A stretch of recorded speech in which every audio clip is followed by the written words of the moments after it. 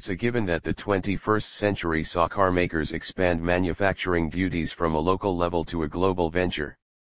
Ford Motor Company is no stranger to this practice, as both the 2015 Ford Ranger facelift and its 7-seater SUV cousin are both assembled in the city of Rayong, Thailand. Located on the east coast of the Gulf of Thailand, Rayong is a melting pot of all things related to the chemical and automotive industry. Ford erected a factory here in 2012 to expand its presence in the ASEAN market.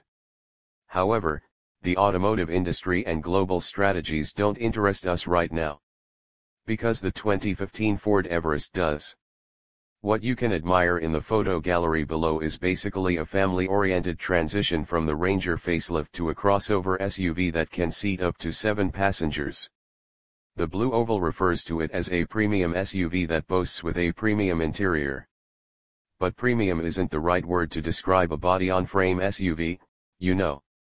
So you get Sync 2 touchscreen infotainment, as well as other amenities such as active park assist and a terrain management system for more off-road prowess.